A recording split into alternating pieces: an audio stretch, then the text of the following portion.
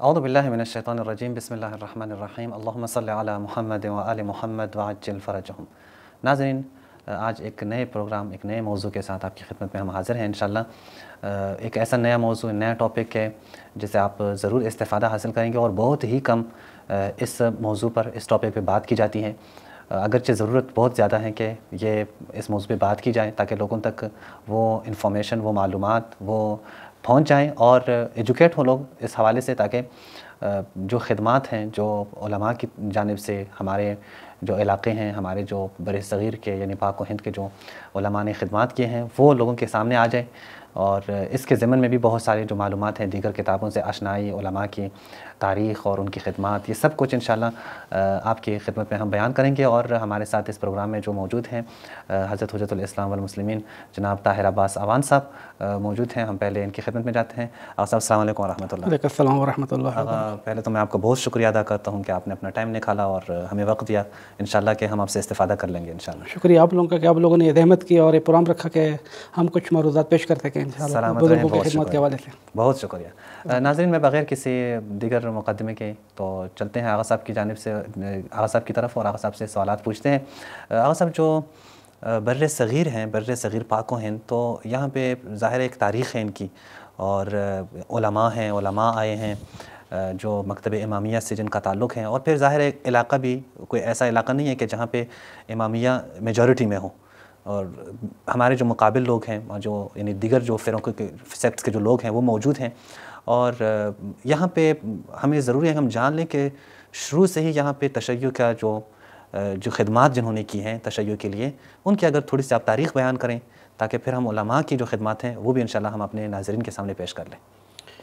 औज़ु बिल्लाहि मिनश्शैतानिर्रजीम बिस्मिल्लाहिर्रहमानिर्रहीम व बिही नस्तईन निअमल मौला व निअमन नसीर अल्हम्दुलिल्लाहि अहलिही वस्सलातु अला अहलिहा अम्मा बाद फ़क़द क़ालल्लाहु लकीम फ़ी किताबिल मजीद बिस्मिल्लाहिर्रहमानिर्रहीम इन्नमा यख़्शल्लाह मिन इबादिहिल उलमा। जहाँ तक बर-ए-सग़ीर में तारीख़ तशय्युअ की गुफ्तगू का ताल्लुक़ है, तारीख़ का ताल्लुक़ है, तारीख़ बहुत कदीम है। सदर इस्लाम से ही यहाँ पर तशय्युअ का वजूद साबित है, हज़रत अमीरुल मोमिनीन के ज़माने से ही साबित है। और बाद अफ़राद की तहक़ीक़ात के मुताबिक हज़रत सैयदुस साजिदीन के हमसर हज़रत ज़ैद शहीद की वालदा का ताल्लुक़ भी बर-ए-सग़ीर मंतिक़ सिंध से ताल्लुक़ है। और पहले सैयद जिसके बारे में कहा जा सकता है बिल्कुल किसी किस्म के तरद्दुद के बग़ैर, हज़रत अब्दुल्ला शाह ग़ाज़ी हैं जिनका मज़ार कराची के अंदर है। और हज़रत इमाम हसन मुज्तबा के 5वीं नस्ल से इमाम हसन मुज्तबा के बेटे हैं। इमाम जाफ़र सादिक़ के ज़माने में वो यहाँ पर तशरीफ़ लेकर आए थे। मंसूर दवानकी ने जब मज़ालिम शुरू किए थे तो हज़रत अब्दुल्ला शाह ग़ाज़ी के वालिद हज़रत मोहम्मद नफ़्स ज़किया ने क़याम किया। हज़रत मोहम्मद नफ़्स ज़किया के बड़े भाई थे हज़रत इब्राहीम, उन्होंने भी क़याम किया। तो उस हवाले से और उसकी फ़ौज की जमावरी के हवाले से जो है हज़रत अब्दुल्ला शाह ग़ाज़ी है। तो यहाँ पर जो नुक्ता तारीख़ कामिल ने लिखा है वो ये था कि जब अब्दुल्ला शाह ग़ाज़ी तो हम कहते हैं, तारीख़ों में नाम है हज़रत अब्दुल्ला अश्तर। ये तारीख़ी नाम उनका ये है। मकातिल की किताबों में और तारीख़ की किताबों में ये लिखा है अब्दुल्ला अश्तर। तो उनमें लिखा है कि अब्दुल्ला अश्तर जब आए यहाँ पर तो मंसूरा, सिंध का एक इलाका है मंसूरा, वहाँ पर जो गवर्नर थे उमर हफ्स गवर्नर जो था वो अलवी था, यानी अलवी से मुराद अली का मानने वाला था, शिया था। यानी मंसूर दवानकी का गवर्नर है उनकी तरफ से कि जो मंसूर दवानकी अब्बासी खलीफा है, सदात के ऊपर मज़ालिम ढा रहा है, लेकिन अंदरूनी तौर पर शियत की तबलीग इतनी है कि उसका गवर्नर है वो शिया है। और ये इन लोगों को पता था, हज़रत अब्दुल्ला अश्तर को, मोहम्मद नफ़्स ज़किया को पता था। तो मोहम्मद नफ़्स ज़किया ने अपने बेटे हज़रत अब्दुल्ला शाह ग़ाज़ी को इन्हीं के पास भेजा और ये कह के भेजा था कि भाई आप जाएँ और कोई मदद लेकर आएँ, मदद से मुराद फ़ौज लेकर आएँ, कोई असला लेकर आएँ, ताकि इनके साथ हम जो काम कर रहे हैं तो मदद चाहिए इसके लिए। तो ये नहीं, एक सिलसिला तशय्युअ वहाँ तारीख़ से रब्त हो गया था और तबलीग आहिस्ता आहिस्ता हो रही थी। जब हज़रत अब्दुल्ला शाह ग़ाज़ी जब यहाँ पर पहुँचे तो उमर हफ्स ने उनसे कह दिया कि भाई आप जम जोड़ करें, जो आपको अच्छे लगते सिपाही तलाश करें, ये करें वो करें। कि कुछ मुद्दत के बाद जो क़याम था हज़रत मोहम्मद नफ़्स ज़किया का वो शिकस्त में तब्दील हो गया, हज़रत शहीद हो गए, उनके भाई भी शहीद हो गए। तो वहाँ से ख़त आ जाता है कि मोहम्मद बिन सदकिया शहीद हो गए, उनका क़याम शिकस्त खा चुका है। उनके बेटे जो इधर आए हुए हैं, उमर हफ्स की बीवी ने ख़त लिखा था सही कि अब उनको उधर ही रोको, इधर नहीं आने देंगे वरना मंसूर दवान की उनको मार देगा। तो इधर से मंसूर दवान की के ख़त भी उमर हफ्स के पास पहुँच जाता है और उमर हफ्स से कहता है कि तुमने हमारे बागियों को पनाह के दे रखी है, खुद भी और हमारे बागियों को भी लेके हाजिर हो जाओ। अच्छा, इन बाकायदा खिलाफत से मुतालिबा किया गया कि अब वापस करो, हमारे बागी भी वापस खुद भी आ जाओ। सही। तो मैं बात कहता हूँ कि बाद अफराद होते हैं कि जो मकसद के ऊपर किसी चीज़ को कुर्बान करते हैं, बाद बिल्कुल बेज़मीर किस्म के इंसान होते हैं कि जो मकसद को कुर्बान करते हैं। जी बिल्कुल ऐसा वो जो मकसद को कुर्बान करते हैं ना, अहदाफ को कुर्बान करते हैं, वो बेज़मीर होते हैं। लेकिन मकासद आलिया हों, जितना मकसद बड़ा होगा, अच्छा होगा, पाक और पकीद होगा, उसके ऊपर जो चीज़ भी कुर्बान होती चली जाए तो वो इंसान को खुद मेराज तक ले जाती है। ये एक मोड़ ऐसा था कि जहाँ पर उमर हफ्स ने कहा कि ये मेरे पास ख़त है, अब क्या करें। तो वहाँ पर एक शख्सियत थी शबानी ख़ानदान से। सही। तो शबानी ख़ानदान के फ़र्द ने कहा कि भाई आप लोग तो कोई दे नहीं जाएगा, आप भी नहीं जाएंगे और अब्दुल्ला भी नहीं जाएगा, आप लोग इधर रहेंगे, मैं जाऊँगा। ठीक। तो यानी मैं जाने का मकसद ये था कि भाई आप लोग अपना काम करें जी। उससे पहले जो कहा गया कि भाई जब आप जाएंगे तो आपके साथ दूसरे अल्फाज में क्या होगा मंसूर दवान की। तो उसने कहा आप जाएंगे क्यों? तो उसने कहा आप अपना काम करें, मैं कहूँगा कि मैंने पनाह दे के रखी है, मुजरिम आपका मैं हूँ। अच्छा, क्या बड़ी बात है। मुजरिम मैं हूँ और मैं उसको लेके नहीं आया हूँ, अपना काम कर रहा है। उसने मंसूर हफ्स ने पनाह नहीं दी है, उमर हफ्स ने पनाह नहीं दी, पनाह मैंने दी है, मैं मुजरिम हूँ, मेरे साथ जो करना। तो उसने कहा टुकड़े टुकड़े कर देगा, इसके लिए मैं तैयार हूँ। सुभान अल्लाह। आप अपना काम जारी रखें, ये काम नहीं रुकना चाहिए। अब काम क्या था उसकी तफसीलात नहीं है, लेकिन इतना तो दर्क होता है कि काम वही था कि मकतब की तबलीग होनी चाहिए। अब वो जिस मकतब की थे, बात कहते हैं जैदी थे, बात कहते जो भी थे, लेकिन उनका मकसद हदफ यह था कि मकतब को तरवीज करें, मोहब्बत अहले बैत को तरवीज करें, यानी अली वालों के मज़लूमियत बताएं, बनी अब्बास के मज़ालिम को बताएं, किसी तरीके से मकतब यहाँ पर तरवीज होना चाहिए। इस मकतब की तरवीजियत की खातिर एक ऐसा आदमी कि जिसको कोई गुनाह भी नहीं है और इस जुर्म में शरीक भी नहीं है, लेकिन वो दौ तलबाना खुद कह रहा है कि मैं जाऊँगा, मेरे टुकड़े टुकड़े हो जाए, मुझे मार दिया जाए, मुझे फांसी लगा दिया जाए, जो कुछ भी हो जाए, मकतब को तरवीज होना चाहिए। तो ये होते हैं कि जो अहदाफ के ऊपर अपनी कुर्बानी देते हैं इस किस्म के। अब उसका नाम ख़त्म हो गया, उसका कोई हालात ज़िंदगी नहीं है, कब्र का कोई निशान भी नहीं है, लेकिन तारीख़ ने साबित किया कि ये इंसान जो था बहुत गैरतमंद था। ये जुमला तारीख़ में सब्त है और ये सब्त रहेगा आखिर तक सब्त रहेगा। जब तक दुनिया है ये इसको सलाम करते रहेंगे कि यार तुम कितने बड़े अदीम इंसानों के इस मकसद की खातिर के मकसद किसी तरीके से ज़िंदा रहे, तुमने अपनी जान को कुर्बान करवा दिया और तुम्हें लाजमी भी नहीं थी कि अगर तुम नहीं भेजते तो कोई मुश्किल नहीं थी। जी बिल्कुल दुरुस्त। बाद अफराद तो ये कहते हैं कि उमर हफ्स ने कहा कि आप इसको दास्तान बनाओगे कैसे? बाद अफराद कहते रहे। तो उसने कहा कि भाई मैं इनको घर ले जाऊँगा, तुम्हारी फ़ौज हमला करेगी, मैं इसको फ़रार करा दूँगा। ठीक। तो मैं कहूँगा कि मेरा मेहमान था, उमर हफ्स ने तो गिरफ्तारी के लिए भेजी थी फ़ौज, मैंने उसको फ़रार करवा दिया है। ये सारी दास्तानी क्यों बनाई जाती हैं? सारी दास्तानी ये इल्लत जो बाद अफराद पेश करते हैं वो ये कहते हैं कि इल्लत ये है कि वो नहीं चाहता था कि चूँकि मैं अली कमाने वाला हूँ तो यहाँ पर भी झूठ बोलूँ। नहीं, मैंने मेहमान भी रखा, मैंने घर भी रखा, फ़ौज भी आई, फ़रार भी हुआ वो, मैं झूठ नहीं बोल रहा हूँ, मैं सच बोल रहा हूँ। जाके यही वाक़या हिकायत कर लूँगा, इसमें कोई झूठ नहीं होगा। सही बड़ी बात है। ये तख़य्युलात होते हैं जो घड़े जाते हैं, इस माने में घड़े जाते हैं कि मैं किस तरीके से झूठ से भी बचूं और मकतब का भी दिफा करूं। यानी यहाँ पर तो झूठ भी बोल सकता था, ठीक, लेकिन उसने झूठ भी नहीं बोलना गवारा किया। ये असल में अलामत होती है अहले बैत के मानने वालों का, असल अलामत है ही है ना, कुछ भी हो जाए झूठ नहीं बोलना, दूसरे को धोखा नहीं देना है, मकतब के ऊपर कुर्बान होना। तो यहाँ से तारीख़ तशय्युअ का एक वर्क खुल जाता है, तबलीग शुरू हो जाती है। बरसग़ीर पाक हिंद में उस वक्त तो बरस एक ही था ना, एक ही था बरसग़ीर में ही। ये मंतका जो है सिंध का है जी और ज़माना जो है वो 150 हिजरी के करीब का है तकरीबन। मंसूर दवानी की 50 हिजरी का है जी। तो हज़रत अब्दुल्ला शागारी की शहादत 51-52 की है। ठीक। तो बाद में शहीद हुए ना, तो उसकी शहादत तो इसकी दास्तान है कि उसकी शहादत कैसे हुई वो तो एक अलग दास्तान है, लेकिन तकरीबन 7-8 साल का अरसा उन्होंने सिंध में गुजारा है। अब मैं यहाँ पर आके एक जुमला भी थोड़ा सा कह दूँ कि बाद का तारीख़ी नुकात इश्तिबाह आगे बढ़ जाते हैं। कुछ अफराद का नज़र ये है कि इश्तिबाही नज़र है, मैं वादे तौर पे कहता हूँ कि इश्तिबाह और गलत बर्दाश्त है। वो ये कि मोहम्मद बिन कासिम ने हज़रत अब्दुल्ला शागादी को शहीद किया है, वो जो हज्जाज का भतीजा था, मुझे मोहम्मद बिन कासिम ने शहीद किया। और शहीद कहाँ पर किया? ठट्ठा में किया है। अच्छा, यानी आप तायुन भी कर रहे हैं कि ठट्ठा में शहीद किया है और ये भी कह रहे हैं कि मोहम्मद बिन कासिम ने शहीद किया है, तो ये गलत, दोनों बातें गलत हैं। क्यों गलत हैं? इसलिए कि हज़रत अब्दुल्ला शागादी की शहादत 51-52 हिजरी के अंदर, यानी 150 हिजरी के बाद है। और मोहम्मद बिन कासिम जो है 100 हिजरी से पहले 95 हिजरी 80 हिजरी की दास्तानों में वहाँ पर घूम रहा है, यानी 65 साल पहले का वाक़या है मोहम्मद बिन कासिम का सिंध के ऊपर हमला। बल्कि इससे 2 कदम एक और आगे बता दूँ आपको, ये खिदमत में यार पे कर दूँ कि हज़रत अब्दुल्ला शाह गाज़ी मोहम्मद बिन कासिम के मरने के 15 साल बाद पैदा हुए हैं। अच्छा, सही सही सही। हज़रत अब्दुल्ला शाह गाज़ी मोहम्मद बिन कासिम के मरने के 15 साल बाद पैदा हुआ, उनकी विलादत हुई है। उनकी विलादत हुई है, तो कैसे हो सकता है कि मोहम्मद बिन कासिम आके शहीद कर रहे हैं? हाँ, बस इस बात में कोई हकीकत नहीं है कि इनका कातिल जो है वो हज्जाज इब्न यूसुफ का भतीजा मोहम्मद बिन कासिम वो नहीं है। ठीक, असलन एक अगर आप कह देना कि भाई हज़ारों किताबों में ये बात लिखी है, तो मैं कहता हूँ हज़ारों में नहीं, लाखों में भी लिखी हो, दिरायत इसकी मुखालफत करती है, तब भी गलत है। बिल्कुल सही सही। दिरायतन ये बात, एक होती है रिवायत, एक होती है दिरायत। रिवायत आप 1000 रावियों से भी लेकर आ जाए, लेकिन अगर दिरायतन वो उसकी मुखालफत हो रही है तो उस रिवायत को हम कबूल नहीं करते। कि बता रहे हैं कि भाई वो 150 हिजरी के बाद है, वो 80-85 हिजरी 90 तक की इसकी दास्तानें हैं। ठीक ठीक। और दूसरी एक दास्तान जो इसी ज़िमन में आ गई, अभी मैं अर्ज कर दूं, वो दूसरी दास्तान ये है कि मोहम्मद बिन कासिम जो है वो आया था कि सादात को गिरफ्तार करने के लिए, जो राजा दहर ने पनाह देकर रखी थी। जी।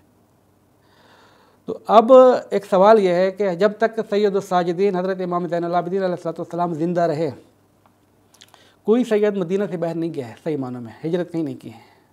अच्छा। और हज्जाज बिन यूसुफ के ज़माना वही है, और मोहम्मद बिन कासिम का क्या नाम है, मोहम्मद बिन कासिम जो हज्जाज का दामाद भी है, उसका ज़माना इमाम ज़ैनुल आबिदीन की ज़िंदगी का ज़माना है। सही, ठीक है, दुरुस्त है। इमाम जिंदा थे जब मोहम्मद बिन कासिम यहाँ पर आके हमला करता है। अच्छा। और सदात हमारे पास 3 हैं। हज़रत अमीर अल-मोमिनीन की वो औलाद के जो इमाम हसन इमाम हुसैन की नहीं है नस्ल से, हज़रत अब्बास से, हज़रत अब्बास की, हज़रत मोहम्मद हनफनिया की औलाद। दूसरी नस्ल हसनी औलाद, तीसरी हुसैनी औलाद। हुसैनी औलाद में तो फ़कत है ही इमाम ज़ैनुल आबिदीन। जी बिल्कुल, बाकी नस्ल सारी इमाम ज़ैनुल आबिदीन की है। जी बिल्कुल। हसनी औलाद उस ज़माने में हज़रत इमाम हसन की औलाद जो हज़रत ज़ैद, दूसरे बेटों से है, हसन मुसन्ना वगैरह थे, वो इमाम ज़ैनुल आबिदीन के ज़माने में मदीना में रहते थे।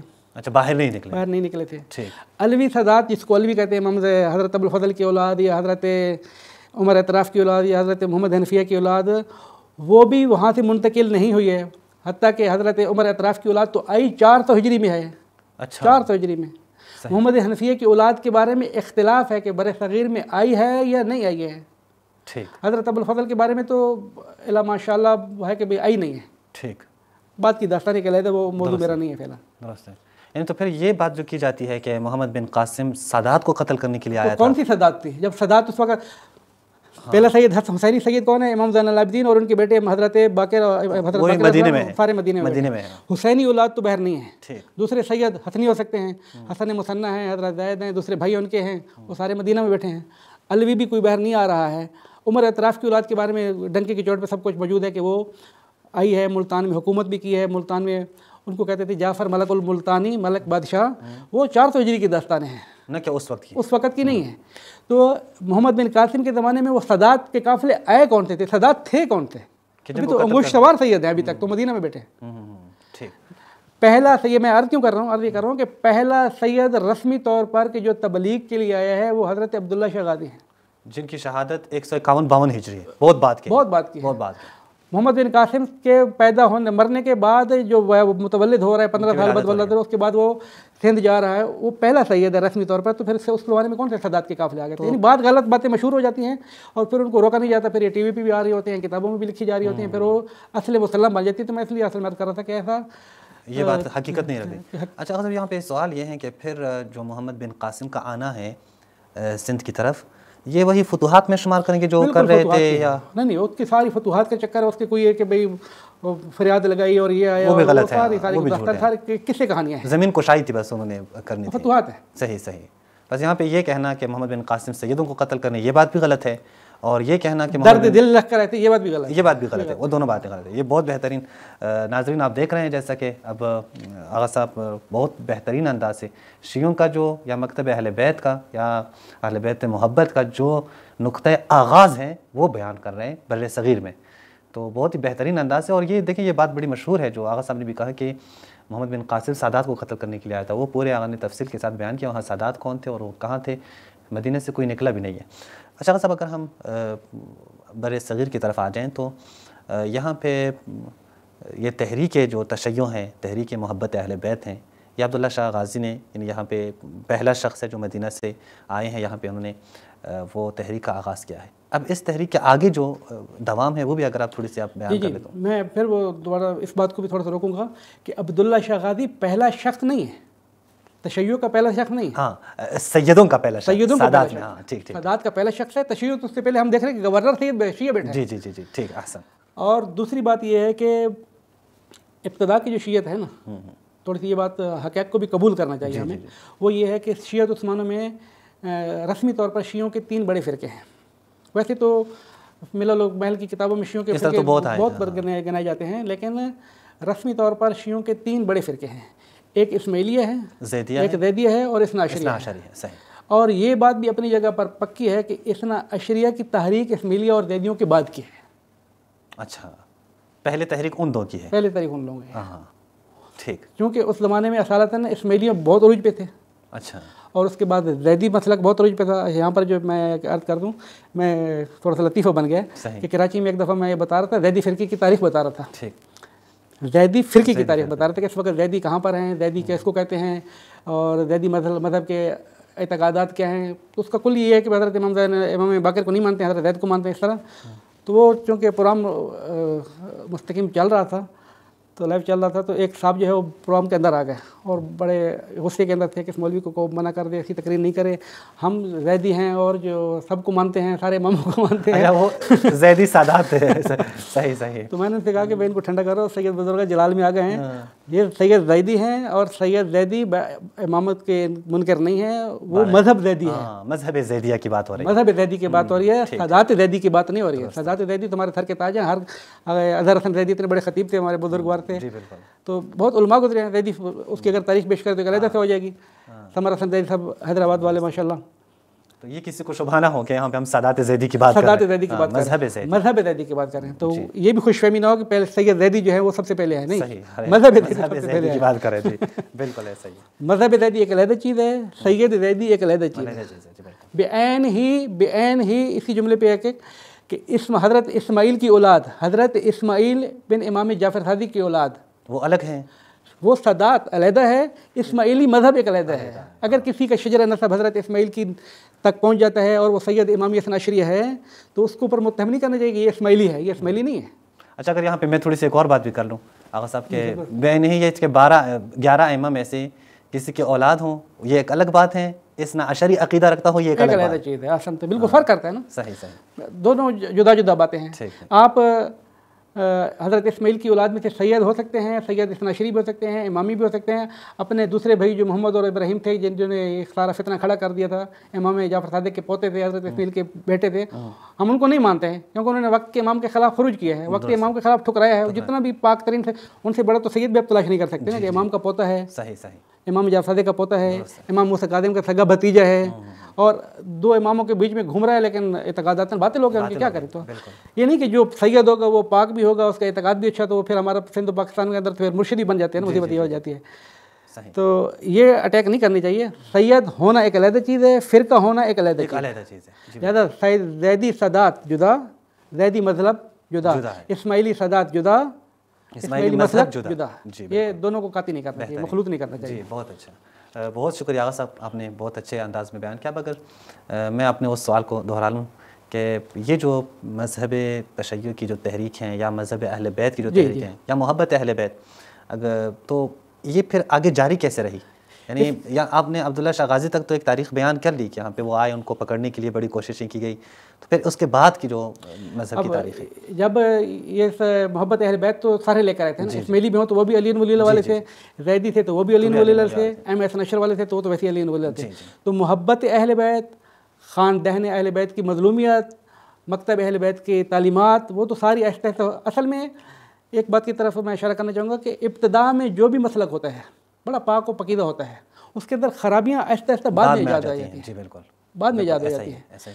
इसकी ज़िंदा मिसाल यही शिया इस्ना अशरिया। मैं उस दिन भी एक बिरादर से कह रहा था, या अली अंत वशियों का हुमुल फ़ाइज़ून, लफ्ज़ शिया इतना बाबरकत और पाक है कि हज़रत सरवर कायनात ने फरमाया कि या अली तुम और तुम्हारे शिया ही कामयाब होने वाले हैं क़यामत के दिन। तो अब शियायान अली तो हैं कामयाब, लफ्ज़ शियायान अली कामयाब है क़यामत के दिन फ़ैज़याब। इसके अंदर तो दूसरी राय है ही नहीं, ना सुनियों की ना किसी और की। ठीक, राय क्या है? राय ये है कि वो शियायान अली के जो अली के पैरोकार हैं, जो अली के मुहिब हैं, जो अली के आशिक हैं, वो हर आदमी ये कहते हैं वो हम हैं। सही, वो हम हैं, हर कोई यही दावा, हर कोई एक दावा कहते हैं, हत्ता अहले सुन्नत भी, हत्ता अहले सुन्नत जी, वो भी दावा करते हैं। वो शियों के बारे में क्या कहते हैं? ये तो रवाफिद हैं। हाँ, ये शिया नहीं है, ये शिया नहीं शिया है। हम है। ठीक, पहले जुमला क्या हुआ कि शिया जो मतून बना दिया गया, लफ्ज़ शिया की तारीख को मतून बना दिया गया है, ये मुमकिन है बाद के किरदारों के, बाद अफराद के किरदार का देखा हो, उनकी वजह से ये मसलन इस्माइली मज़हब पहले दिन से अगरचे तालीमात अहले बैत के एतबार से हम देखें तो अहले बैत को नहीं मानता है, लेकिन ये इस्माइली इतने बदनाम क्यों हुए कि जब इनके अंदर करामता पैदा हुए, अच्छा, एबाहीगरी पैदा हुई। सही सही, पहले वाले फिक्री इनहराफ मुनहरिफ थे, फिक्री तौर पे मुनहरिफ थे, हाँ, बद अमल नहीं थे, बद किरदार नहीं थे, ठीक ठीक, बेहूदगी पे नहीं उतरे हुए थे। लेकिन बाद में जब करामता पैदा हुआ और उन्होंने अपने आप को मंसूब किया कि हम भी इस्माइली हैं, तो वो तो फिर एबाहीगरी की तरफ आ गए, वाजिबात के तारिक हो गए, हलाल को हराम करना शुरू किया, हराम को हलाल करना शुरू किया, पामाल करना शुरू कर दिया। तो उस करामता मजहब ने मकतब इस्माइलियत को बदनाम किया कि इनका गिरोह ये होता है। फिर उसके अंदर भी अफराद पैदा होते गए। तो मैं फिर दोबारा याद कर रहा हूँ कि मकतब इस्माइलिया पहले वाला अगरचे मुनहरिफ मकतब है शीयत से, लेकिन पहले वाले इस्माइलिया बद किरदार नहीं है, हलाल को हराम करने वाले नहीं थे। इस अनुमान से कि भाई इबागरी में आ जाए, बहनों से शादी हो रही हैं तो ये भी हो रहा है तो वो भी, और सारी चीज़ें, ये इबागरी को, शराब को हलाल करना, वाजिबात को तर्क करना, इसको गुनाह समझना, ये सारा करामता की, जिसकी करामता के खिलाफ फिर इस्माइली ने भी लिखा, शियों ने भी लिखा, दूसरों ने भी लिखा। और यही बहाना बनाया, किस चीज़ को बहाना बनाया कि मुल्तान में करामतियों की हुकूमत है, वो जबकि इस्माइली की हुकूमत थी। अच्छा, वो हज़रत उमर अतराफ़ अमीर अल-मोमिनीन के बेटों की हुकूमत थी। वो इस्माइली तो थे, मैं नहीं कहता हूँ कि शिया इस्नाशरी थे, वो इस्माइली थे, लेकिन करामती नहीं थे। लेकिन महमूद गज़नवी ने जो हमला किया है, बेउनवान ने करामती हमला किया है कि ये बद अमल है। और जब आप ये साबित करेंगे कि ये बद किरदार हैं, बद अमल हैं, खबीस लोग हैं, वो हलाल हराम करने वाले हैं, तो आपका सारे लोग आपका साथ देंगे, उनका साथ क्यों देंगे? जी बिल्कुल, यही बात शियों के साथ हुई है, मकतब शिया के साथ यही बात हुई। शियत को बदनाम किया गया उन फ़िरक़ों की वजह से कि जो तारीख़ ने बताया है कि मसलन एक फ़िरका है जो मनसूब करता है कि अपने आप को शिया, जिनके बारे में हज़रत इमाम हसन अस्करी अलैहिस्सलाम का फरमान क्या है?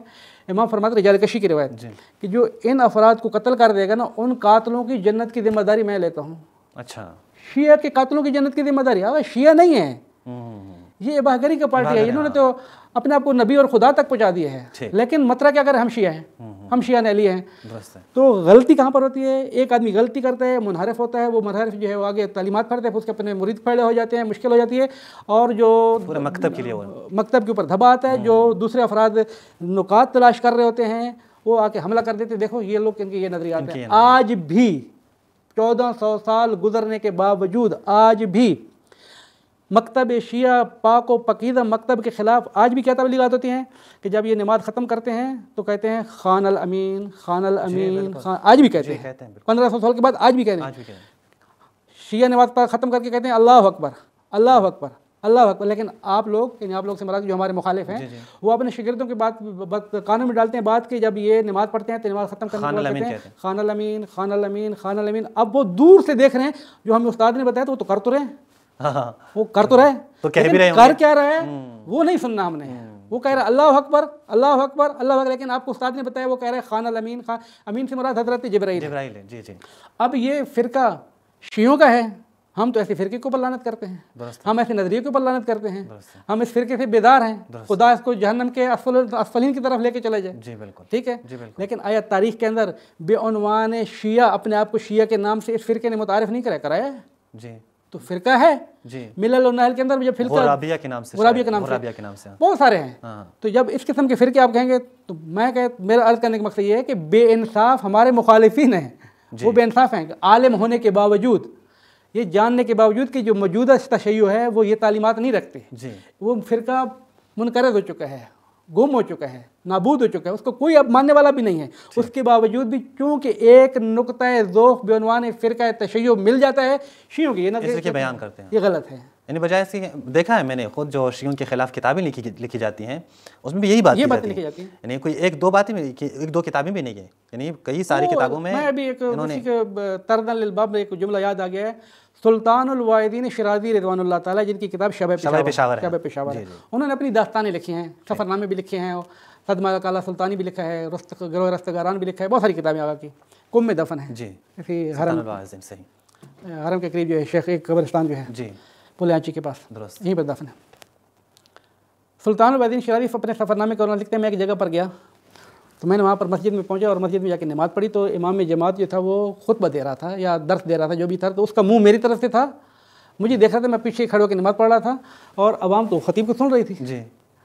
तो जब मैं नमाज़ पढ़ के वापस चला गया तो ख़तीब ने जो है उनकी एक से एक कर दी। उन्होंने कहा तुम लोग को शर्म नहीं आता, शर्म नहीं आई, ये काफिर आया था पूरी मस्जिद को नजस करके चला गया है, यहाँ पर अभी आया तो मुर्ताद और फलां फलां, उसने जो कुछ मेरे खिलाफ बढ़ गया। उसने कहा हुआ क्या? उसने कहा कि ये काफिर आया मस्जिद में और नमाज़ पढ़ के गया, मस्जिद में बर्बाद कर दी, हमारी नजस कर दी, मस्जिद को धोया जाए।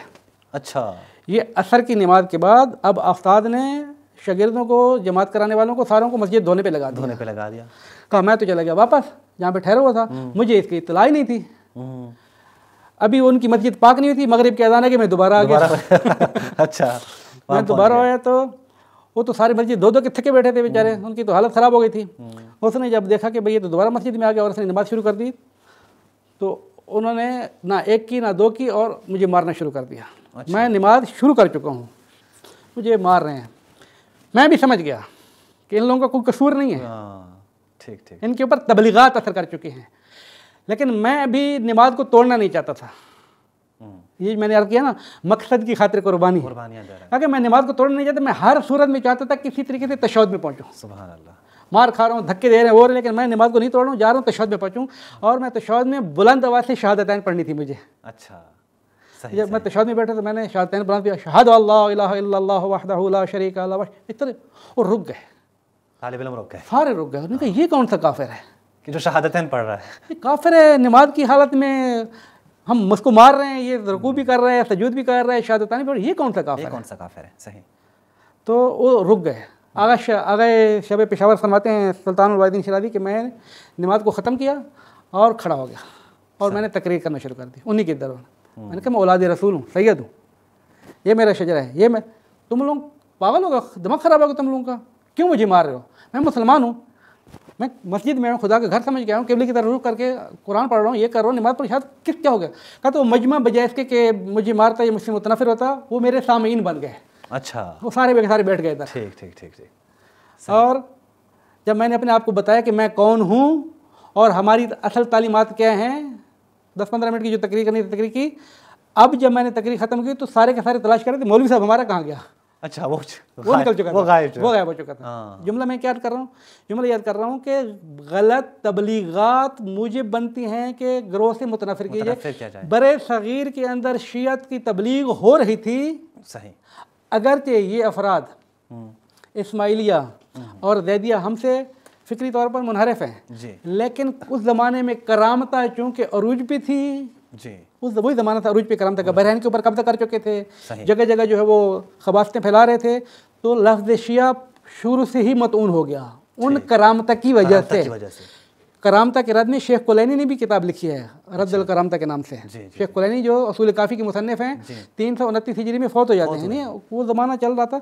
तो शियत, अब मैं इस नुक्ते की तरफ आ रहा हूँ कि इस माहौल के अंदर कि सरज़मीन बर सग़ीर कि जो कुफ्र की हुकूमत है, सही कुफ्र है ना, मज़हब हनूद है जी, इस्लाम फैला, इस इस्लाम के अंदर कि जिसकी तालीमात तशय्युअ से हट के है, इस्लाम दूसरा फैला है। आगे जाफ़र मुर्तज़ामली और आगे मुर्दासकिरी रज़वानुल्लाह ताला अलैह की मुनाज़रीन की इनकी मकतब खुलफा फैला है, मकतब अहले बैत नहीं, मकतब खुलफा फैला है। और मकतब अहले बैत की तर्जमान इस्माइलियत है, करामतें हैं, ज़ैदी हैं। अब इन हालात के अंदर मकतब अहले बैत हकीकी ने अपने आप को तरवीज करना है। ठीक, बेहतरीन। अब इस हालात उस माहौल को देखें, अब दो मकतब हैं, एक मकतब खुलफा है जो फैला है और इसके मुकाबले में मकतब अहले बैत 3 हिस्सों में बटा हुआ है जी, 3 हिस्सों में बैठा हुआ है। इस्माइली है, ज़ैदी है और मकतब अहले बैत है। मकतब अहले बैत असील शिया इस्ना अशरिया इमामिया 12 इमामों के मानने वाले ये उन दोनों मकतबों को भी नहीं मानते हैं जी, मकतब खुलफा को भी नहीं मानते, मकतब खुलफा को भी नहीं मानते हैं। अब अपनी तालीमात भी पेश करनी है जी जी। और तालीमात अब हम देखते हैं कि मकतब इस माहौल के अंदर कोई ऐसा था फ़र्द या हम वही नीके वाला नजरिया रखे नहीं, एक मादा था जो फट्टा और कायनात बन गई, खुद ब खुद शीयत फैल गई। कोई शीयत के मोहसिनीन नहीं है हमारे पास, कोई शीयत के ऊपर कुर्बान करने वाले, कुर्बानी देने वाले नहीं हैं। हमारा शिकवा ये है कि ये तारीख़ तशय्यो के मोहसिनान तशय्यो जिन्होंने अपनी जानों को कुर्बान दी, जिन्होंने अपने औलादों की कुर्बानी दी, जिन्होंने अपने घरों को जलवाया लेकिन मकतब को बचाया, हम इनको क्यों भुला चुके हैं? दुरुस्त। 7वीं सदी हिजरी, 7 खुदाबंदा की ईरान के अंदर हुकूमत है कि जब शिया हो गए थे। जी जी जी जी। इधर खुदाबंदा की हुकूमत है, ईरान शिया हो गया है। अल्लामा अहली की मकतब की तरवीज हो रही है, अल्लामा अहली की मतलब यानी अल्लामा अहली अपने मकतब की तरवीज कर रहे हैं। दिल्ली के अंदर फतुहात फिरोज शाही वो कहता है, साथ में अभी देखिए दुखते को देखिएगा, कहता है कि मैंने पूरे हिंदुस्तान से शिया की किताबों को जमा किया, सारे रवाफिद के उलमा को जमा किया मैंने 7वीं सदी हिजरी के अंदर, और मैंने मजमा आम में किताबों को जला दिया और उलमाए रवाफिद की गर्दनें उड़ा दी। अब इस वक़्त हिंदुस्तान फ़िक्र रवाफिद से पाक हो चुका है। मेरा सवाल यह है, 7वीं सदी हिजरी तक कौन सी किताबें जो इकरार कर रहा है ये मुजरिम के मैंने जलवाई हैं? 7वीं सदी हिजरी में किन उलमा को इसने शहीद किया है?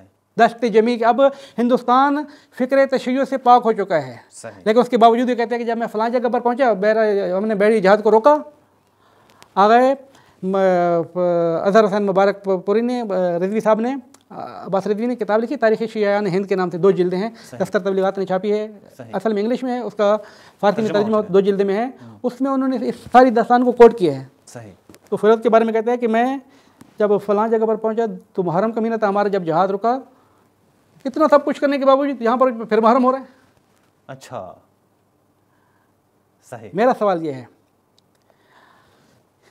तारीख का, मैं तो तारीख नहीं कहता हूँ, मैं तो कहता हूँ मुजरिम ने गवाही दी है कि मैंने शिया उलमा को ज़िबा कर दिया है, किताबों को जला डालिए, किताबों को जला दिया है।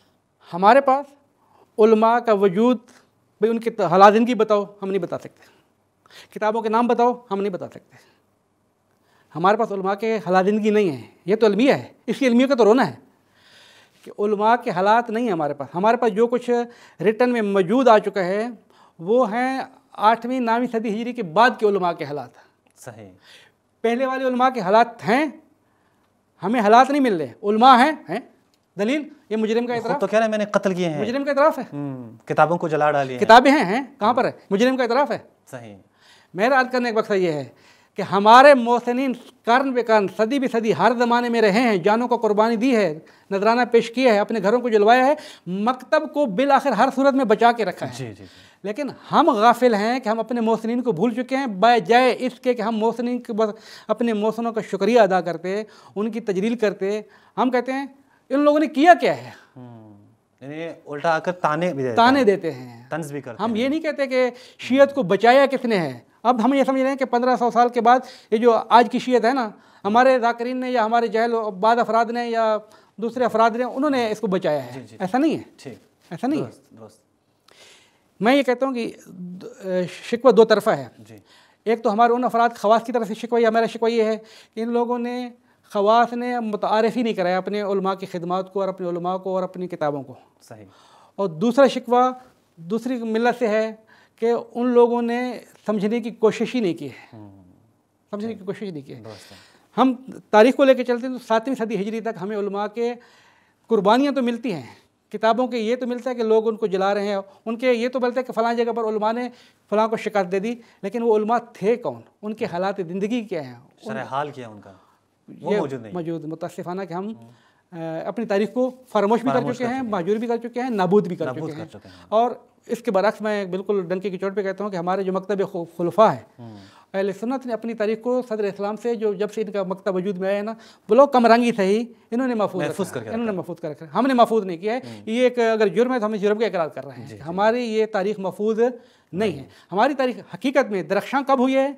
हमारी तारीख की दरख्शां की जो महवरी किरदार है वो है 9वीं सदी हिजरी का इख्तिताम और 10वीं सदी हिजरी का इब्तिदा, आगाज़। ठीक, वो कब है? वो ज़माना है कि जब हैदराबाद दक्कन में कुतुब शाहियों की हुकूमत आई, बीजापुर में आदिल शाहियों की हुकूमत आई, गोलकंडा में हुकूमत आई, ईरान में सफ़वी हुकूमत कायम हुई। तो हर तरफ से हिंदुस्तान के अंदर उस ज़माने में 5 बड़ी स्टेट थी, तो 3 शिये थे। अच्छा, पहली मरतबा, अब जुमला मैं जो कह रहा हूँ ना, तारीख का जुमला है, इसके ऊपर किसी के ऊपर कोई इतराज़ करे तो मैं क्या कर सकता हूँ। पहली मरतबा सरज़मीन बरे सग़ीर के अंदर 904 हिजरी में हैदराबाद दक्कन की सरज़मीन से मीनार मस्जिद से अली वलीउल्लाह की अज़ान गूंजी है। ये 10वीं सदी हिजरी का इब्तिदा है। पूरी तारीख़ 10 सदियों के अंदर अली वलीउल्लाह की अज़ान नाम की चीज़ नहीं थी बरे सग़ीर के अंदर। अगर थी तो कोई तारीख़ महफूज नहीं है, तारीख़ महफूज नहीं है। अगर थी तो कोई तारीख़ महफूज नहीं। लेकिन इसका मतलब ये है कि शियत नहीं थी, शियत डंकी की चोट पे थी। उलमा थे, किताबें थी, अशरे हो रहे हैं, मुहर्रम हो रहा है, सब कुछ हो रहा है। लेकिन रिकॉर्ड में क्या चीज़ है? रिकॉर्ड में हमारे पास जो आ रहा है वो 900 हिजरी के बाद का आ रहा है। किताबें भी आ रही हैं। करबल खत्ता फजली की किताब है, उर्दू की पहली शिया किताब है, उर्दू की पहली शिया किताब है। अच्छा, करबल खत्ता कि जो आगा फजली ने तर्जमा की है। और ये है क्या चीज़? ये रोज़त शुहदा काशफी का उर्दू तर्जमा है, पहला उर्दू तर्जमा।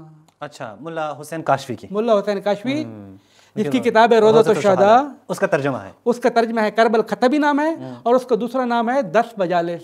10 मजालिस, सही। वो 10 मजालिस क्यों किए हैं?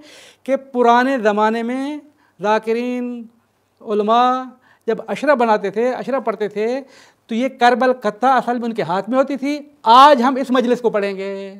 अच्छा, 10 मजलिस से पढ़नी है। सही, सिर्फ 10 मजलिस से पढ़नी है, तो हर दिन के तो ज़्यादा मुताला नहीं है, ज़्यादा किताबें नहीं हैं, हालात ख़राब हैं, दूसरों का जोर ज़्यादा है। हुकूमतें सारी की सारी जो है 10 हिजरी से पहले सारी की सारी मकतब खुलफा की हैं, और ऐसी मकतब खुलफा की हैं कि जो शियत के वजूद को बर्दाश्त नहीं कर रही हैं, उनकी किताबों को जला देती हैं, उनके उलमा को कत्ल कर रही हैं। ऐसी सूरत में जानने वालों ने, मकतब को बचाने वालों ने ये रवास्ता अख्तियार किया कि आपको हम 10 मजलिसें देते हैं, और हर रोज़ आके आप लोग एक मजलिस पढ़ के मिल्लत को सुना के चले जाओ, ना शोर होगा ना शराब होगा, और इस तरीके से मकतब की तरवीज हो जाएगी। ये पहली किताब है, बेहतरीन, बहुत अच्छा। इसका नाम अब तो आज से 70-80 साल पहले नहीं मिलती थी, किताब का फ़कत नाम था। अब तो अल्हम्दुलिल्लाह जो दिल्ली से भी छप चुकी है, तो लाहौर से भी छप चुकी है, तो मुख्तलिफ जगहों से छप चुकी है। बहुत शुक्रिया आगा, अल्लाह ताला आपको सलामत रखें। आपसे हमने इस्तेफ़ादा किया, और यकीनन नाज़रीन आपको इल्म होगा कि ये ऐसे मतालिब हैं कि मुझे यकीन है कि आप में से बहुत कम लोगों ने ये सुने होंगे, और ये इंतहाई ज़रूरी मतालिब हैं। ख़ुसूसन अब्दुल्ला शाह गाज़ी के हवाले से या मोहम्मद बिन कासिम के हवाले से जो बातें उस्ताद आगा साहब ने बयान फरमाई, या फिर जो तारीख़ तशय्युअ हैं, और ख़ुद ये बात करना कि 904 हिजरी में ही सबसे पहले हमारे पास जो तारीख़ मौजूद है उसके मुताबिक अज़ानों में, मसाजिद में जो अज़ानें हुई हैं उसमें अमीरुल मोमिनीन का नाम है, जो तारीख़ मौजूद है, जो रिकॉर्ड है उसके मुताबिक। तो ये बहुत अच्छी बातें हैं और बहुत ही मालूमाती बातें कि शायद मुझ जैसे तालिब इल्म के लिए भी इनमें बहुत सारी बातें जो हैं वो नहीं हैं। तो इंशाल्लाह हमारी कोशिश रहेगी कि आपके सामने इंशाल्लाह हम इस पूरी तारीख़ को, उलमा की खिदमात को, किताबों को मुफस्सल इंशाल्लाह बयान करें। उनके ऊपर जो जुल्म हुआ है खुलाफा की तरफ से, मकतब खुलाफा की तरफ से, वो भी इंशाल्लाह बयान करें। आगा साहब से इंशाल्लाह हम इस्तिफ़ादा करेंगे। फ़िलहाल हम आपसे इजाज़त चाहते हैं। हम सबको हम अल्लाह के सपोर्ट करते हैं। हमें अपनी दुआओं में याद रखें। वस्सलामु अलैकुम व रहमतुल्लाहि व बरकातुहू।